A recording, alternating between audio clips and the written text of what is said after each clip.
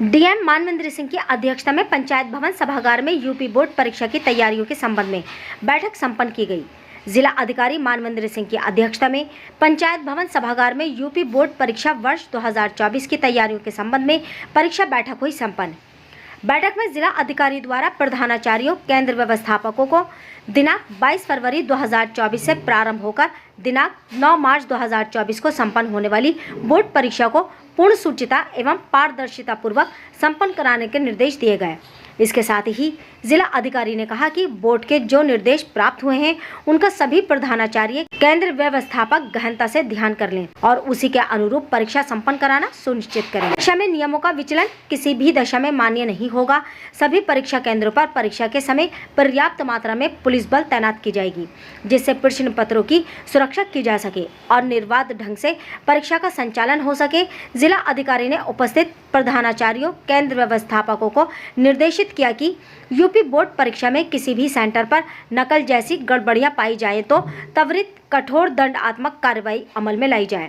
इसके साथ ही जिला अधिकारी ने बैठक को संबोधित करते हुए निर्देशित किया कि सभी शिक्षण संस्थान ELC क्लब का सही तरीके से गठन कर लें और ये सुनिश्चित करें कि ELC सही तरीके से कार्य करें। जिला अधिकारी ने आगामी लोकसभा सामान्य निर्वाचन के दृष्टिगत उपस्थित समस्त प्रधानाचार्यों स्वीप एक्टिविटी में आगे बढ़कर कार्य करने के लिए निर्देशित किया। जिला अधिकारी ने जिन मतदान केंद्रों का वोटिंग प्रतिशत कम रहता है उन मतदान केंद्रों पर विशेष ध्यान देने के निर्देश दिए। उन्होंने कहा कि ऐसे परिवारों को चिन्हित करें जो वोट डालने में रुचि नहीं रखते हैं, उनको जागरूक कर मतदान कराया जाए। जिला अधिकारी ने निर्देशित किया सभी विद्यालयों में 6 माह में खेल के मैदान को विकसित कर लिया जाए और उसके बाद जाँच कराई जाए। जिन विद्यालयों में खेल का मैदान नहीं पाया जाएगा उन सभी विद्यालयों की मान्यता प्रत्याहरण की कार्रवाई की जाएगी। इस अवसर पर जिला विद्यालय निरीक्षक द्वारा आगामी यूपी बोर्ड परीक्षा के दृष्टिगत समस्त केंद्र व्यवस्थापकों को परीक्षा संबंधी विभिन्न व्यवस्थाओं एवं जानकारियों के बारे में अवगत कराया गया। उन्होंने सभी केंद्र व्यवस्थापकों को परीक्षा संपन्न कराए जाने के संबंध में उनके दायित्वों के बारे में विस्तृत जानकारी दी। जिला विद्यालय निरीक्षक द्वारा स्ट्रॉन्ग रूम, सारी उत्तर पुस्तिकाओं के रखरखाव आदि व्यवस्थाओं के बारे में विस्तृत रूप से जानकारी दी गई।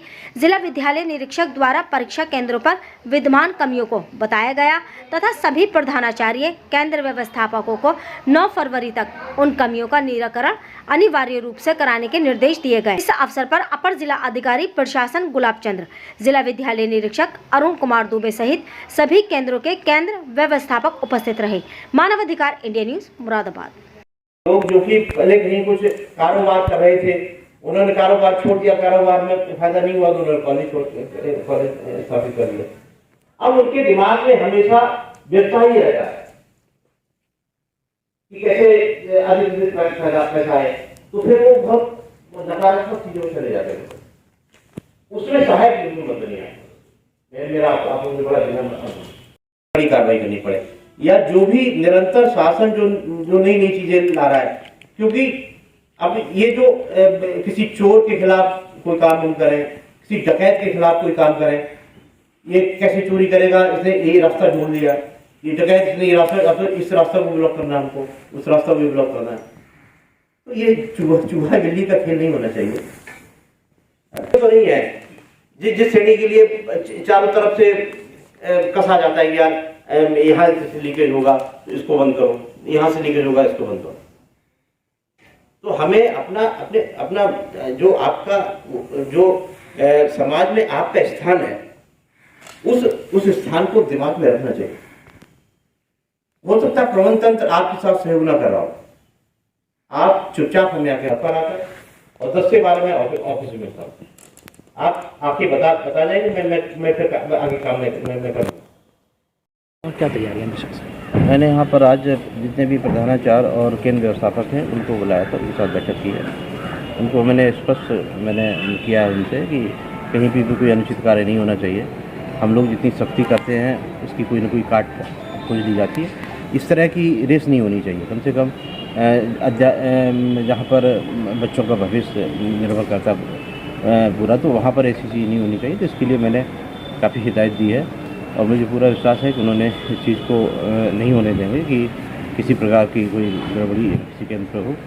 इसके अलावा मैंने स्वीप एक्टिविटीज़ के लिए जो कॉलेज स्तर पर जो लिटरेसी क्लब होते हैं जो गठित हैं उनको ढंग से फैसल किया जाए और उन बूथों को चिन्हित किया जाए जिनका यहाँ पर 55 से लेकर 65% के बीच मतदान हुआ, क्योंकि 65.5% मतदान हमारे इस जनपद में लोकसभा 2019 के चुनाव में हुआ था। तो हमारा लक्ष्य है कि किसी भी बूथ पर 65% से कम मतदान ना हो, और वैसे पूरा लक्ष्य हम लोगों का है कि 75% हमारा मतदान होना चाहिए। इसमें भी मैंने उनके सहयोग की अपील की है। दूसरा, जिन कॉलेजेस में खेल के मैदान बच्चों के लिए खेलने के लिए उपलब्ध नहीं है उनके लिए मैंने पहले ही लेटर लिखा था और मैंने उनको समय दिया था कि 6 महीने के अंदर वो कहीं किसी दूसरे एंगेज कर रखा है तो उसको खेल के मैदान बच्चों की उपलब्ध कराएं। यदि वो 6 महीने की समय सीमा जब समाप्त होगी उसके बाद मैं जांच करवाऊंगा और यदि कहीं पर भी खेल का मैदान उपलब्ध नहीं होगा तो उसकी मान्यता खारिज करने के लिए मैं कार्रवाई करूँगा। सर, सुबह बच्चों को